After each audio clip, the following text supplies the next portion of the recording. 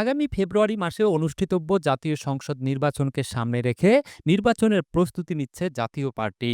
দলীয় প্রার্থী বাছাই সহ সকল ধরনের প্রস্তুতি সম্পন্ন করা হচ্ছে বলে জানিয়েছেন দলটির কো চেয়ারম্যান মোস্তাফিজার রহমান মোস্তফা। শনিবার দুপুরে জাতীয় পার্টি রংপুর মহানগর ও জেলার আয়োজনে দলীয় কার্যালয়ে আয়োজিত বিভাগীয় প্রতিনিধি সভায় এসব কথা বলেন তিনি। নির্বাচনে সবার জন্য একটি ন্যায্য ও ভারসাম্যপূর্ণ পরিবেশ তৈরিরও দাবি জানান মোস্তফা। আমাদের প্রার্থী আমরা অনেক জায়গায় আমরা চূড়ান্ত করে ফেলেছি, আর কিছু প্রার্থী আমাদের এখনও সিলেকশন বাকি আছে। এখন জেলা কমিটির মতামতের উপরে আমরা সেই প্রার্থীগুলো চূড়ান্ত করব। নির্বাচনের জন্য প্রস্তুত আমরা চাই। নির্বাচনী একটা পরিবেশ, লেভেল প্লেয়িং ফিল্ড একটা দরকার, যেখানে প্রত্যেকটা রাজনৈতিক দল তাদের স্ব প্রার্থীর ব্যানারে তারা যেন নির্বাচন করার পরিবেশ তারা পায়, সেটার জন্য আমাদের আসলে দাবি থাকবে।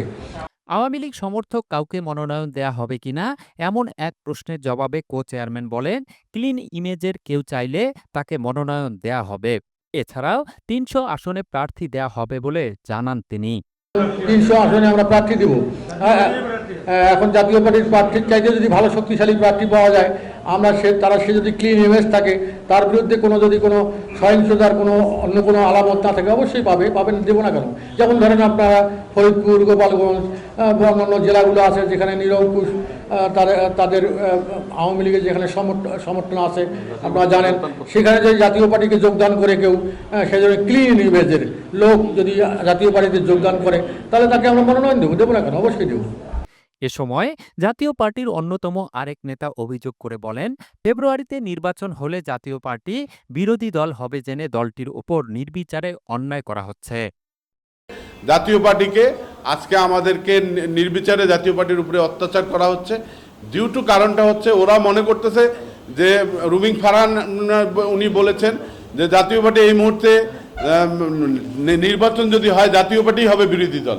এই কথাটা সকলেই বলছে যে জাতীয় পার্টি বিরোধী দলের ভূমিকায় আসবে।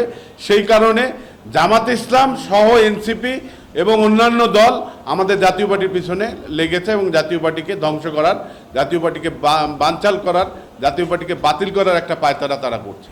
সভায় জাতীয় পার্টির কেন্দ্রীয় কমিটির নির্বাহী সদস্য, দৈনিক ৫২ আলো পত্রিকার প্রকাশক ও সাফা গ্রুপের চেয়ারম্যান আব্দুস সোবহান সহ রংপুর বিভাগের ৮ জেলার সভাপতি সম্পাদকরা উপস্থিত ছিলেন।